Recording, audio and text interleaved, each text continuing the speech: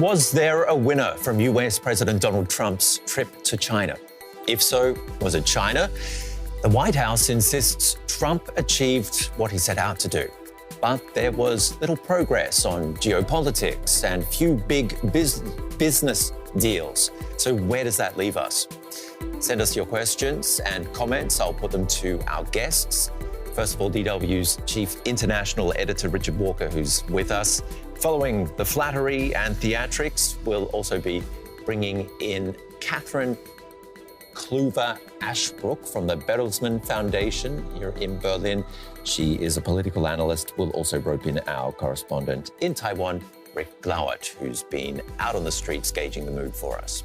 First of all, let's take a look at some of the visuals we're getting in this hour, because the red carpet was rolled out for Trump's arrival and departure, but there was someone missing at the airport, Chinese President Xi Jinping.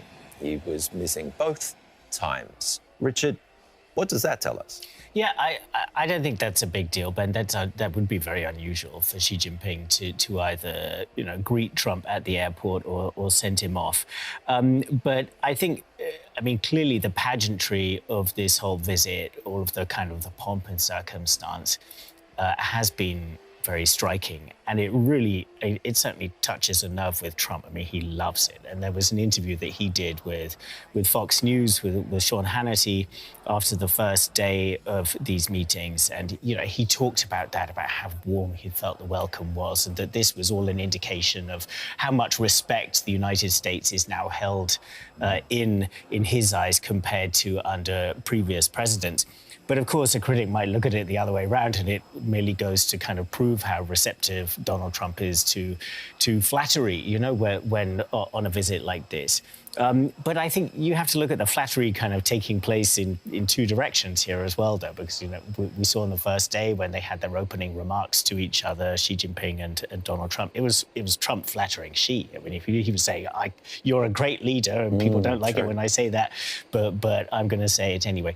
So yeah, an awful lot of flattery, but that's the nature of these visits. A lot of it is about the visuals, about the vibes that they're trying to. And the music that they play. They put on YMCA for Trump at the banquet. That's a way to Trump's heart, right? To play YMCA. I don't know if he did the dance, though, on the red carpet. I missed that part. Yeah. Well, let's bring in the Joker in all of this, because it hasn't just been about Trump. SpaceX boss Elon Musk also stole the stage for a while with his antics on the trip. Here we go. It's with Tim Cook there from Apple, standing right behind him. And here we have him again with his kid. He got to join them. Lucky guy. Musk is going to Musk, yeah? I was at that Trump election event in the last election campaign where Elon Musk famously kind of came onto the stage and actually leapt around on the stage. I was covering that event. So, Musk is going to do his thing. But I think what's maybe more interesting about his presence is it's not just him. It's also Tim Cook from Apple. It's also Jensen Huang from NVIDIA. It's also, a huge number, I think more than a dozen of CEOs, and something that Trump really talked up. Trump also got the CEOs to kind of introduce themselves when they were brought into the talks with Xi Jinping, and each of them had to do a little sort of blurb about who they were.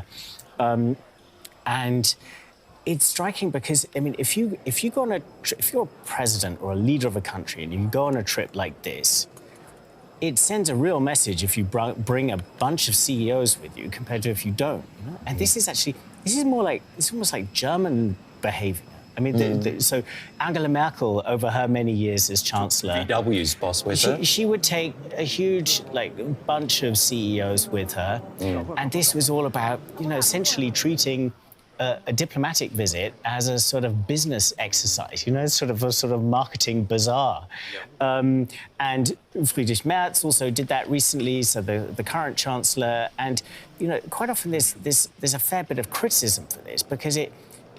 For some critics, they sort of see, well, okay, you think you're going to go to China and kind of be all tough, but if you're taking all of these CEOs with you, it shows that what you really want is kind of business deals, and that China can make you happy by, say, buying a bunch of airplanes, and I think we're going to get onto that because so business deals over geopolitical deals. Yeah. So whether the sort of the short-term hit of saying, okay, yeah, I just sold a bunch of airplanes. So Friedrich Merz, the German chancellor, when he was in China just earlier this year, talks about, okay, yeah, they've committed to buying up to 120 Airbus planes. So, European made with a big, kind of German component in that.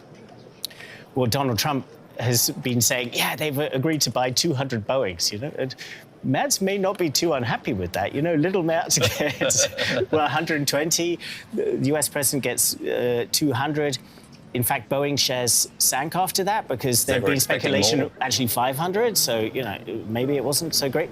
But does this whole thing about, okay, what are you there for? Are you there to really build a strong and coherent and strategic relationship? Or are you there to sell a bunch of airplanes? Well, in a moment, I'll pose some of those questions to our two guests who are just joining us.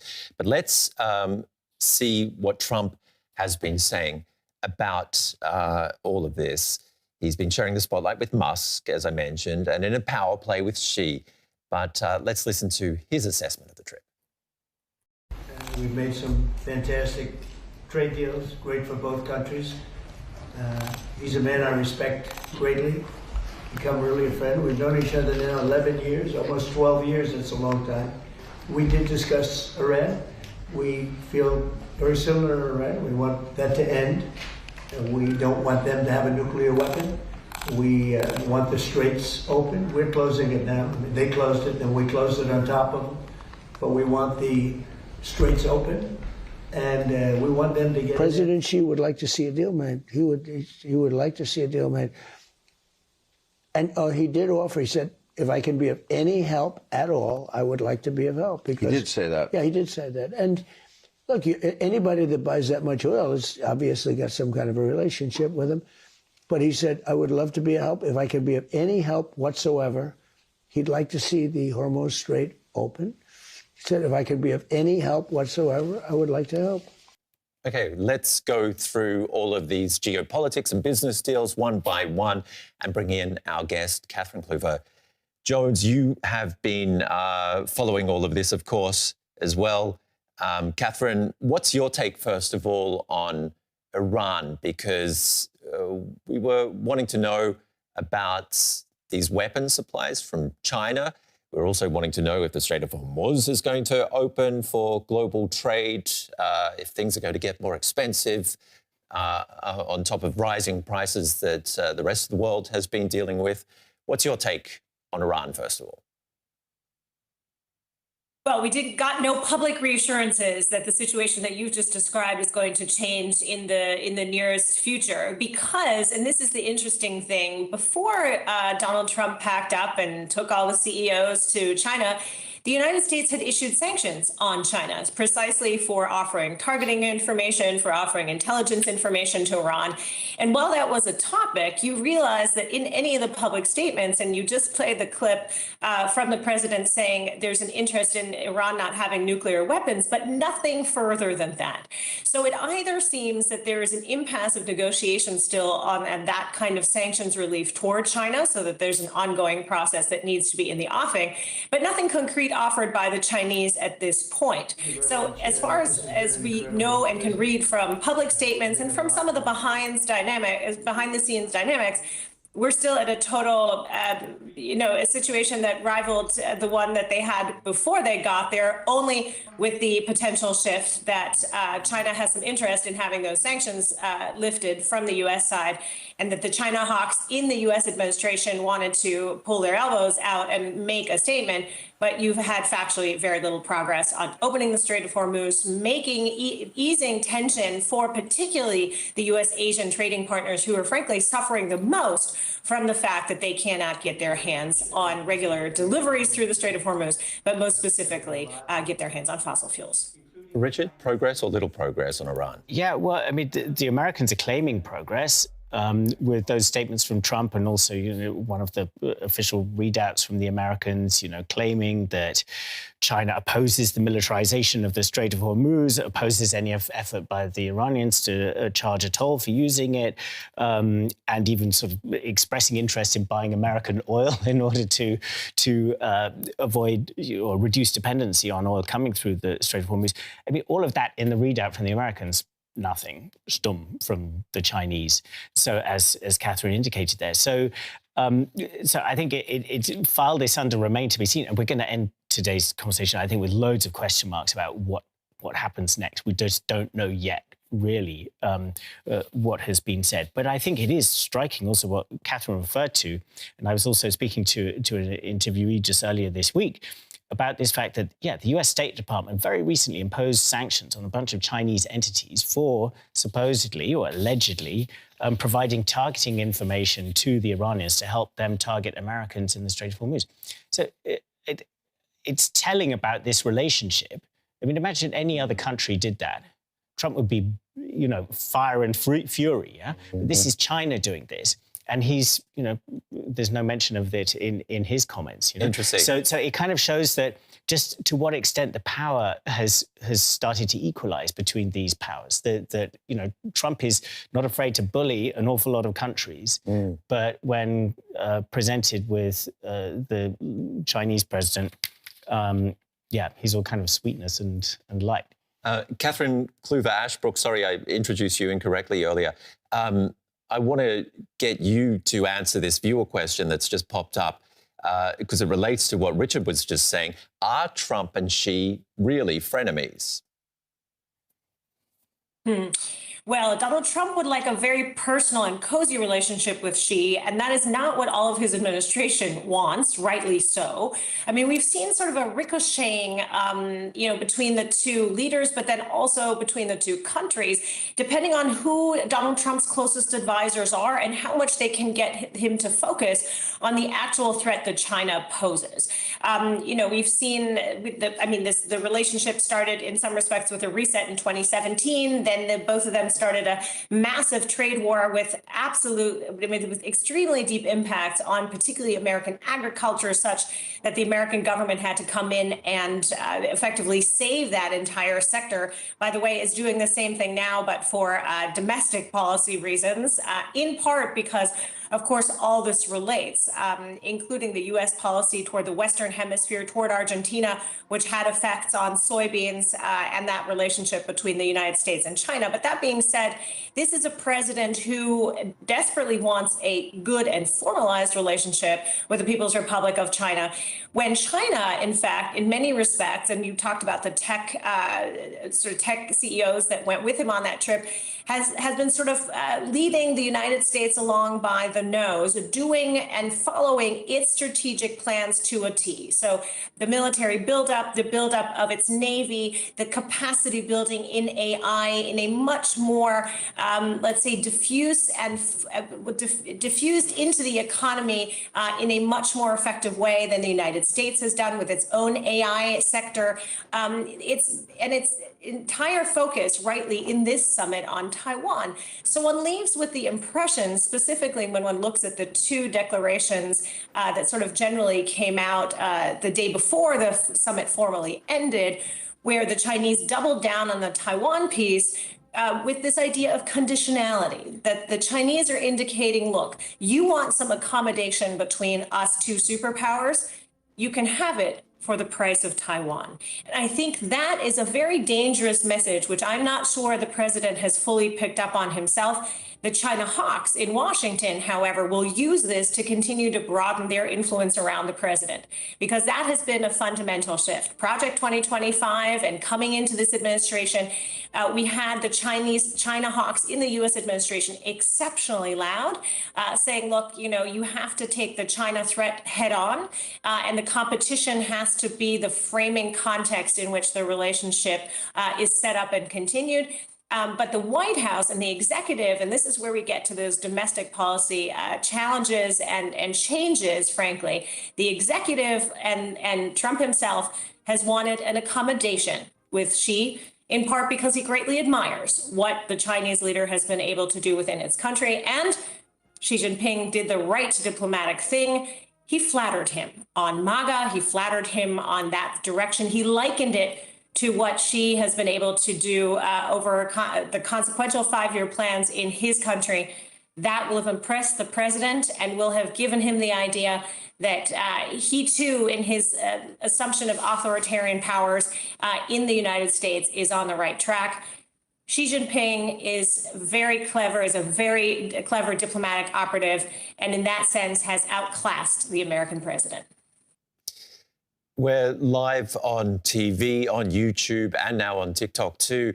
Let's bring in Rik Glauert, our correspondent in Taiwan. Cathryn, you touched on Taiwan there. Xi warned Trump if the Taiwan issue were handled poorly, it could lead to a clash with the United States. Now, Rik, you've been out and about for us. Let's have a listen to what people in Taipei have been saying about the summit. As long as there's peace, that's enough. Everything else is fine. Of course, I don't want him to sell Taiwan out. He has no right to sell Taiwan out because he's American, not Taiwanese. I did breathe a sigh of relief. Nothing changed on the question of Taiwan. We just hope the status quo can be maintained. Rik, where does this summit leave the people of Taiwan? Well, you heard it there, breathing a sigh of relief, being keenly watched this summit from here in Taiwan. You know, a lot of rhetoric from Xi Jinping and the Chinese side leading up to the summit that they would press the Taiwan question, as Beijing puts it. And of course, some of the first news that came out of the summit was that Beijing wanted to press upon the US that there was a dangerous situation with Taiwan. But of course, what we heard from Xi Jinping was kind of very, very normal. It's kind of what he usually says to world leaders about how important the Taiwan question is. That is, of course, Beijing's claim of sovereignty over this self-ruled democracy. And, you know, he said those things, and we didn't hear much about what Trump said back. He kind of avoided questions on it. So the Taiwan, the feeling here in Taiwan is, you know, the kind of like that man that I interviewed earlier, kind of breathing a sigh of relief that there wasn't any policy change, any indication of a policy change or commitments from the US to China. Obviously, Trump being the deal maker he is, there's worries that he would have, you know, promised to lessen weapons sales to Taiwan or altered the wording of how the US sees its relationship with Taiwan. So the Taiwanese, you know, are kind of seeing that the relationship with the US should continue on the same footing that it has done, and that obviously this very testy relationship with China will also continue. And officials here have been keen to point out that if Xi Jinping and Donald Trump, as they've been saying, want peace in this region, want peace in the Taiwan Strait, then the Chinese should maybe stop their military intimidation around Taiwan. But when it comes to weapons, Richard, there is an order there. It's been put on hold, hasn't it? Yeah, so, I mean, I think, yeah, sigh of relief, of course, at this stage, but the story's not over yet. No. Yeah? We don't really know, and I think we'll have to judge the effects of this meeting, not in the days and also months ahead, of whether maybe some concession could be coming. And there are a couple of, you know, a lot of the members of the delegation, so Trump's top team, have been doing a bunch of interviews with the traveling US media who were on this trip with them. Yeah, because there's been no press conference from Trump on the ground or anything like that. So these interviews are almost the main thing that we've got to go on some of the detailed questions. And some of them have been asked about Taiwan. So Marco Rubio, for instance, so the Secretary of State and the National Security Advisor, so basically, supposedly Trump's top foreign policy guy, was asked on NBC about Taiwan, about, you know, has anything changed in the relationship about Taiwan? And he said, US policy on the issue of Taiwan is unchanged as of today. So that was after the first day's talks. So you kind of, it slightly raises the question, okay, as of today, is there anything else happening? And then, well, there was also an interview by Scott Bessent, the Treasury Secretary. So Trump's kind of top money policy guy. And he was also asked this on CNBC, And he said, yeah, of course, it wouldn't be a US-China summit without the Taiwan issue coming up. I'm confident that President Trump understands the issues around that. I'm sure we'll be hearing more from him in the coming days on that. So that kind of sets up a bit of a cliffhanger. Okay, is Trump going to say something about his view on Taiwan in the coming days, as indicated by Besant? And this raises the question that Rick just referred to there of, is he going to say something about, changing the US sort of diplomatic language around Taiwan? For instance, one thing that's been speculated about and the Chinese would love would be if he says that the United States opposes Taiwan declaring independence, rather than the previous position, which was that it didn't actively support that. And the concern was that this, to Trump, not really a details guy, of course, he's a big picture guy. He might just say, it doesn't really matter much. I'll just say that if it gets me good deals on something else, sort of essentially trading Taiwan for some other concessions. That's the big fear. So yeah, we'll be watching like a hawk for anything that Trump may say about Taiwan's status in the next few days. Cathryn, I could see you smiling there. Would Trump say something on Taiwan on Chinese ground, do you think?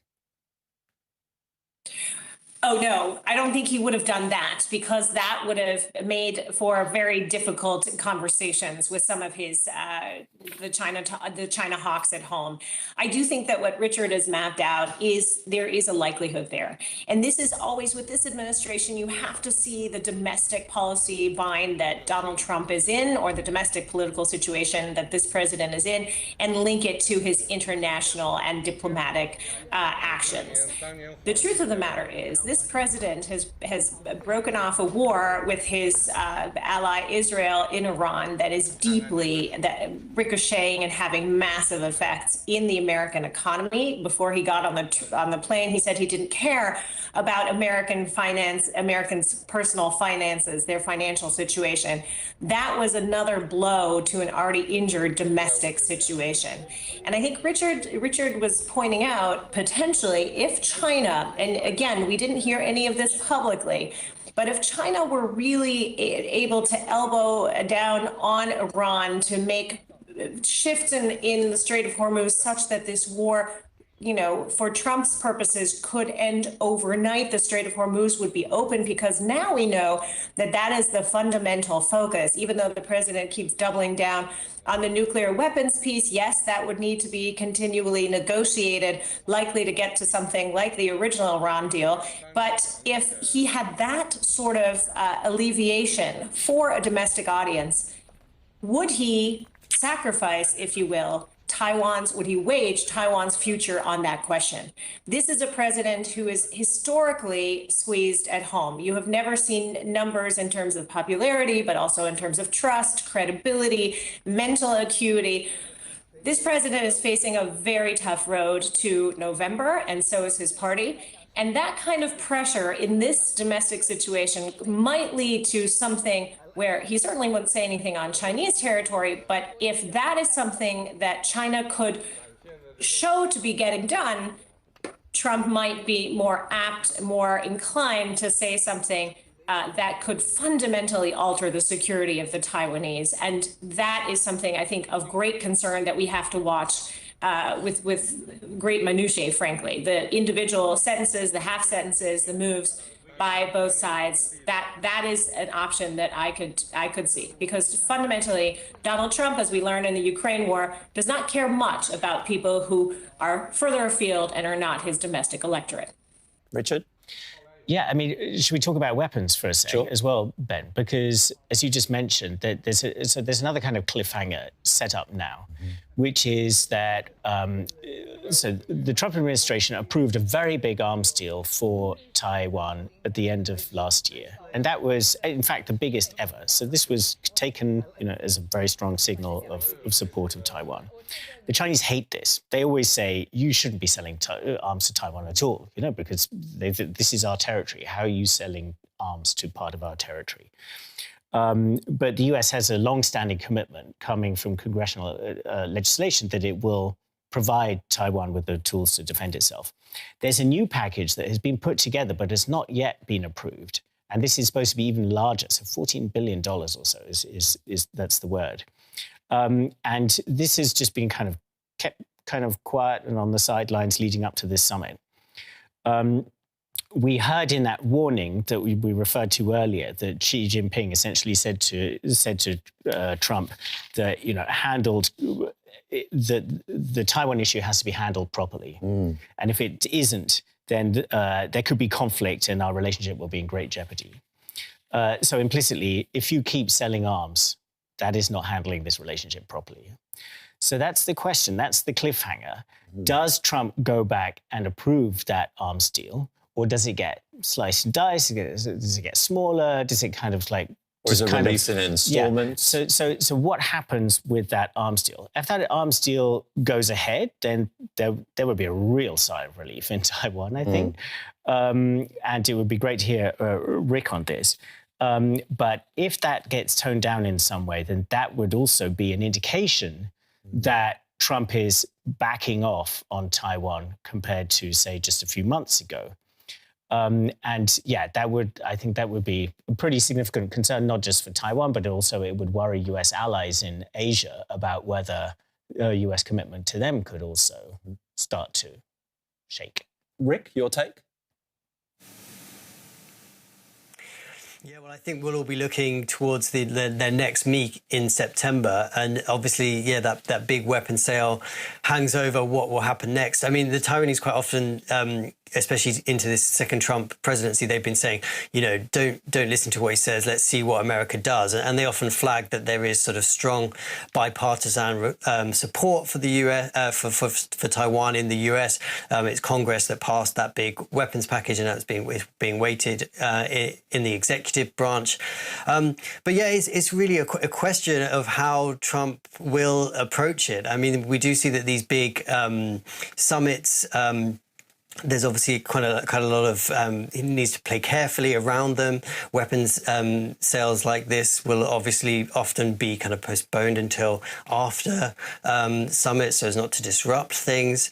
And so we might see it pass in the summer before they meet again later in the summer, or as Richard says, it could be chopped up. But yeah, this is really important for Taiwan to get those weapon sales, to get that sophisticated weaponry from the US that's all part of its asymmetric warfare strategy. As porcupine becoming kind of a really unappealing target for China, to make sure that China wouldn't want to take that risk of military action against Taiwan because it would be so costly.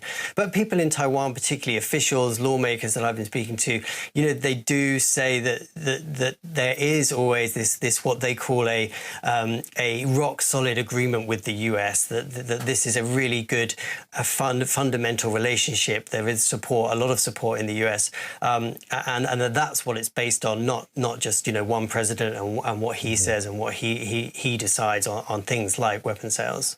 Well, one comment from Sonny online on the president. He said nothing, closed door talks, he sells us out, and now Taiwan. Another user is asking, but will Trump be able to make peace between China and Taiwan? Cathryn, I'll get your take in a second. Let's just have a listen in to what Xi Jinping has been saying, his framing of the meeting, basically. This visit has been a historic and symbolic one, during which we have established a new bilateral relationship, a constructive and strategically stable relationship. It can be described as a milestone event. Moreover, we have achieved many results in our cooperation, and it has contributed greatly to international issues.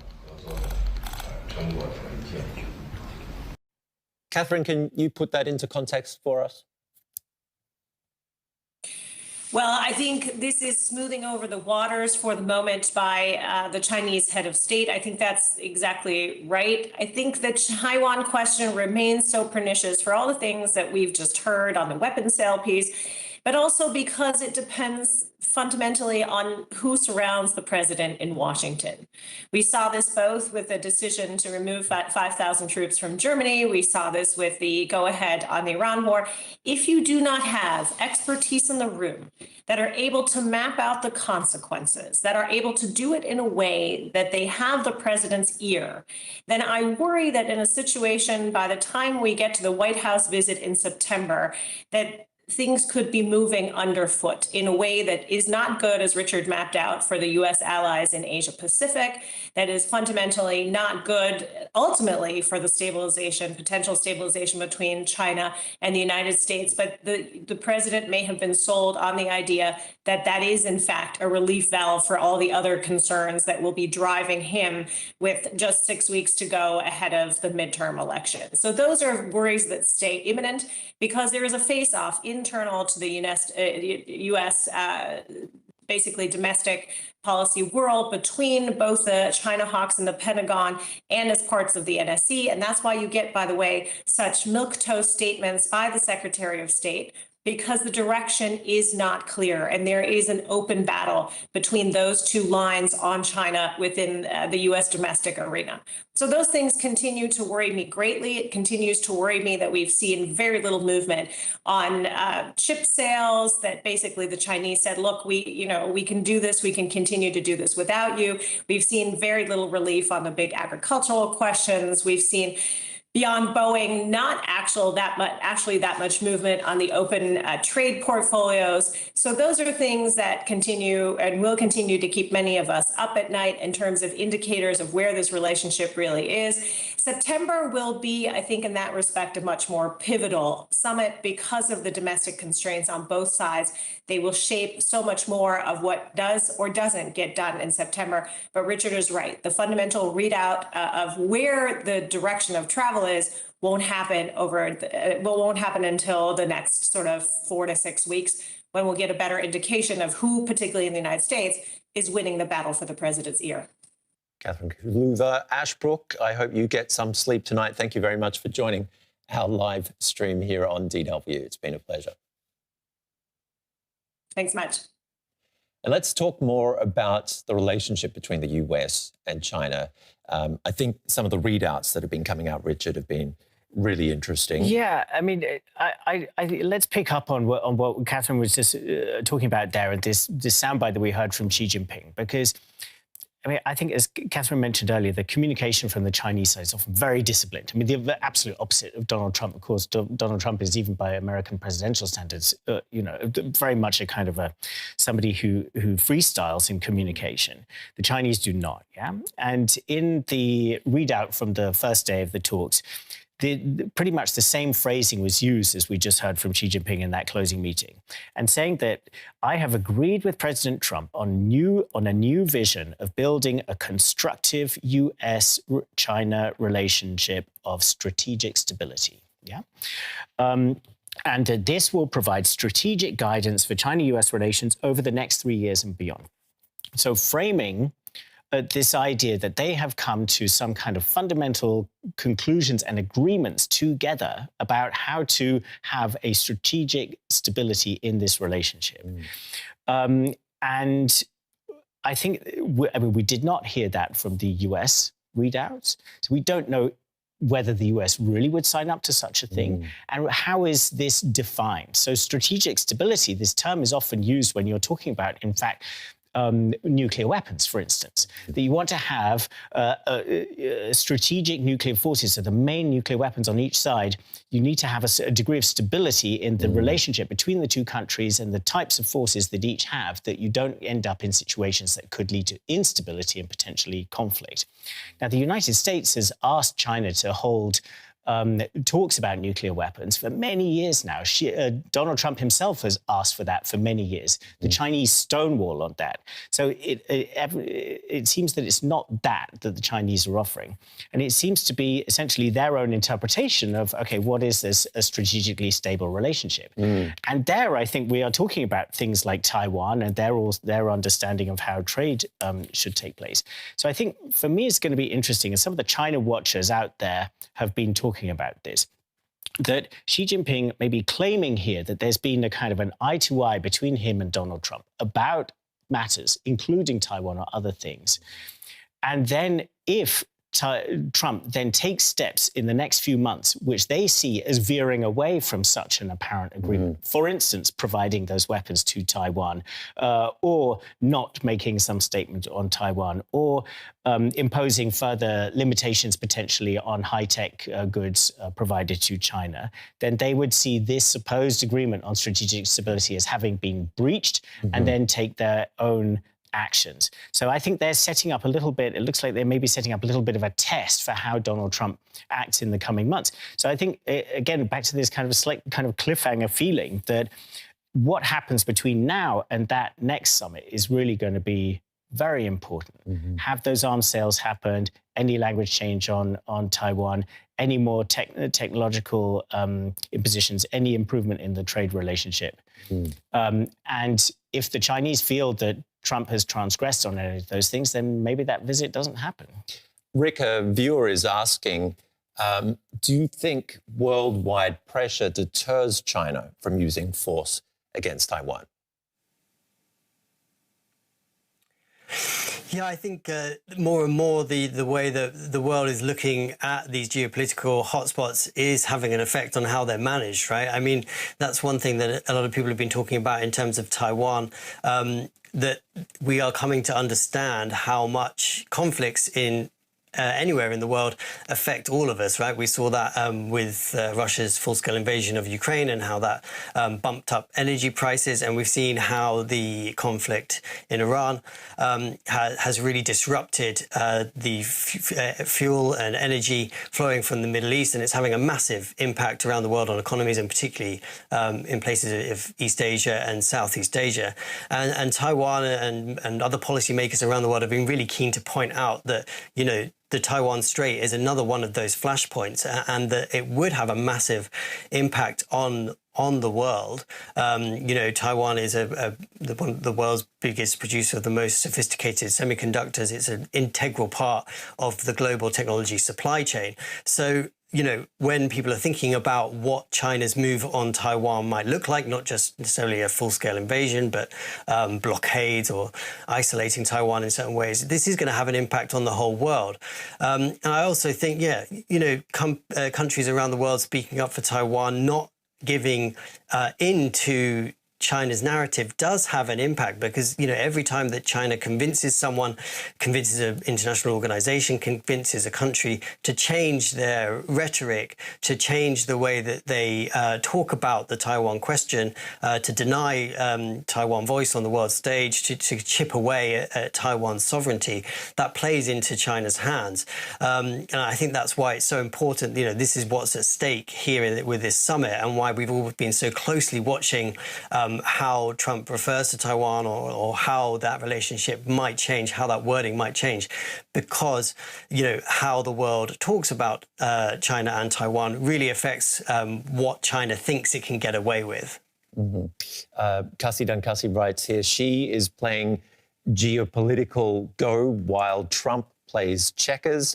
Beijing dictates the Taiwan narrative and keeps the rare earths. Washington just gets a PR photo op. Total asymmetric win for China. We haven't really talked about rare earths, but of course this was one of the big deals when it came to the trade war. Yeah, that's right. So if you remember, last year as the trade war escalated, the Chinese imposed export controls on this kind of category of minerals called rare earths that are needed in a lot of supply chains, particularly kind of high-tech stuff and batteries and all of that.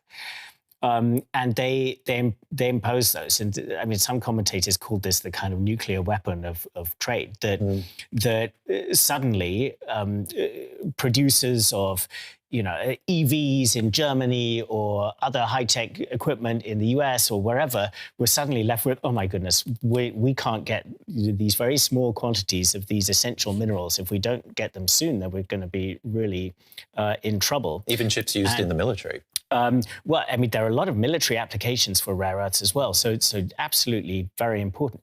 So this was China demonstrating, you know, I mean, Trump always likes to talk about who has the cards. Well, this was China demonstrating a very big, like putting a huge card on the table.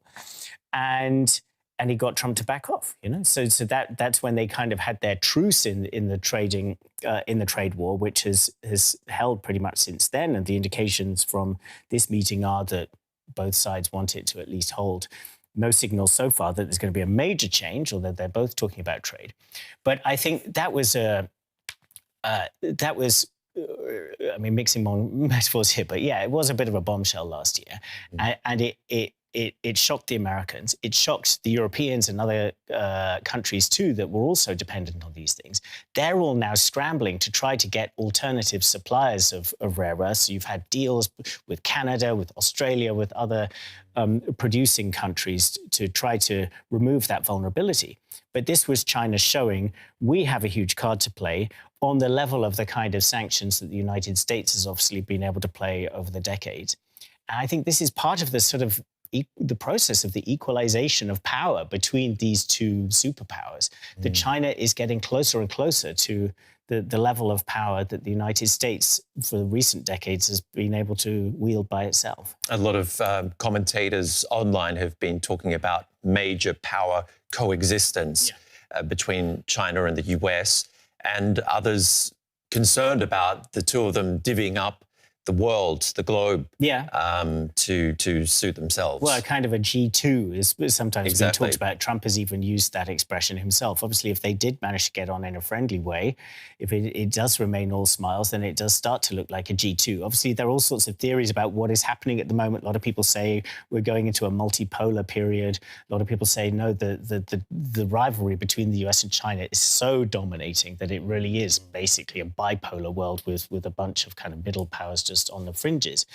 But I think, it also gets back to the point, part of this equalization of power, Xi Jinping referred to this on the first day. I know you guys talked about this yesterday. He said we must avoid what was called the Thucydides trap. So there was the Greek historian who wrote about the war in ancient Greece between Athens and Sparta, and an American academic has said, well, this translates to the modern era, that when you have a rising challenger to an established hegemonic power, like the number one superpower, that is a period where there is a very, very high risk of war. And Xi Jinping saying that we have to avoid this trap of falling into this war. But the reality is that both the United States and China are preparing for a possible war, a possible great power war, with China massively expanding its military, very rapidly building up its nuclear forces, another thing that did not come up, in these talks here. So while Xi Jinping is saying, let's avoid the risk of a great power war, he's also preparing for one. Well, according to the White House and Chinese readouts, when it comes to rare earths, which we were talking about earlier, they suggest Trump and Xi may not have discussed them in depth at all. Some users also saying Devendra, for example, Taiwan and Iran remain sore points. Another user says the China tour does not appear fulfilling for Donald Trump on the two issues of Taiwan and Iran. And here's an interesting one from Leonidas. I'm more concerned about Chinese AI over any other. Do we know what they have been doing with AI? Yeah, so there was speculation that there could be some talks between the two sides about whether to have a kind of a dialogue, a format for conversation between the US and China about emerging AI models. The US has particularly been a little bit woken up by this latest generation of models that is very good at finding bugs and weaknesses in software, which could enable, mass-scale hacking if these got into a lot of hands. Scott Bessent, the Treasury Secretary, has been talking in some of his interviews about that they are kind of discussing that with the Chinese. But we have yet to hear anything concrete, so that's also a watch out for in the next few days. But AI is also it's very much at the heart of their competition. We're not just nuclear weapons and bigger parts of the military. It's also, they are absolutely locked in competition over AI. And this comes to the technology restrictions that the Americans have put on the very best NVIDIA, these chips that go into AI supercomputers, put on restrictions of exporting those to China. In fact, those restrictions came in under the Biden administration. Donald Trump has actually been laxer on those than Biden was. He actually opened up exports of one category of NVIDIA chips. So we don't really know quite yet where that is going, but that would be an interesting step if they do agree to some sort of dialogue like that to try to kind of manage this competition that they have over AI. Now, when it comes to business deals, let's just have one more listen to Trump again on what he says was achieved with his dozen CEOs who accompanied him. One thing he agreed to today is going to order 200 jets. That's a big thing, Boeing. 200 big ones. That's a lot of jobs. It's a lot. They're going to do a lot of soybeans for our farmers. They're going to be buying a lot of our farm product, which is great. They've agreed they want to buy oil from the United States. They're going to go to Texas. We're going to start sending Chinese ships to Texas and to Louisiana and to Alaska. And I think that was another thing that was agreed to. That's a big thing. Rick, can I just ask you one last question when it comes to the business side of things? How is this all affecting Taiwan being such a big player when it comes to chip making for the global demand, which just continues to rise? Yeah, well, it really touches into the sort of interconnectedness of all of this, that there's all of this strategic competition, but also, no side can really back down. So everything's kind of connected. We've heard all of these talks about the mutual cooperation, especially from the Chinese side, and that they have a responsibility together as the two big superpowers. And obviously they do have a chance to work together, but there's also that underlying competition that they want to have their own, dominance in certain areas. Just as Richard was talking, AI is a key one, and obviously the US is kind of trying to hold China back in some ways by not exporting those most sophisticated chips, whilst that's what China wants to do, to develop its own really high-performing chips and get ahead in those critical industries that will give it an edge over the rest of the world, AI, quantum computing, robotics, and this sort of thing. But of course, it is all connected. So we're talking about NVIDIA earlier, that really important chip producer that makes some of the most powerful chips, but it's a lot of Taiwan companies that are making the chips, particularly Taiwan Semiconductor Manufacturing Company, the really big chip maker based here in Taiwan, which is just seeing record profits as the world, really buys into high technology, really buys into AI and that sort of thing. And so you see with the business delegations in traveling with Trump, you see, Tim Cook and Apple. Of course, he wants to keep that market open for Apple. He also wants to make sure that China doesn't, China has control over the App Store in China and that sort of thing. But it's a Taiwan company, Foxconn, that's working to make a lot of Apple products. So these three countries that we've been talking about, US, China, and Taiwan, they're all connected, whether it comes to business, geopolitics, and diplomacy. And I think that's kind of really how, when you look into the details of what has said, who's there, and we'll be looking at what deals exactly come out of it, you really see just how interconnected it is behind all of those smiles and behind all of those tech giants that Trump brought over, smiling and meeting with Chinese officials. Richard? Yeah, and I mean, talking about Apple, so Tim Cook, there was a little clip where Tim Cook was asked by a Chinese reporter just coming out of the Great Hall of the People how the meeting had gone. He said, it was a wonderful meeting. I'm so pleased to be back in China. Yeah, all smiles, like very much this image of, okay, things are going great. But it's interesting to see what Apple is quietly doing on the side. It's very important that they maintain that access to the Chinese market. That's the kind of nuclear kind of trade move that the Chinese could make at some point, make life more difficult for Apple. But quietly, but slowly, but surely, Apple is moving manufacturing of iPhones, for instance, to countries like India, still working with the Taiwanese company that Rick there mentions, Foxconn, so they're building the factories, and then, but this gradual process of trying to reduce the dependency on China just in case things go wrong.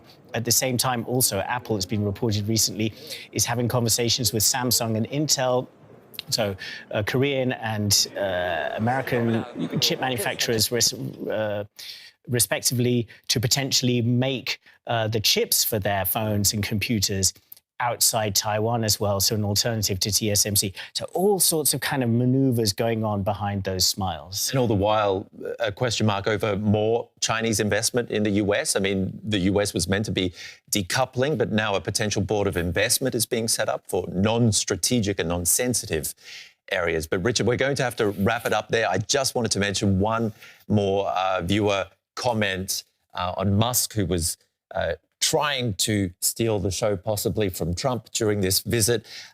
One person says, Musk just left the US delegation look immature, vain and snobbish, totally weak. Richard Walker, thank you very much for your analysis. Rik Glauert, thank you for chiming in. What do you think? Who won the power play in Beijing and what will be the consequences? Let us know in the comments. I'm Ben Fazul and see you again soon.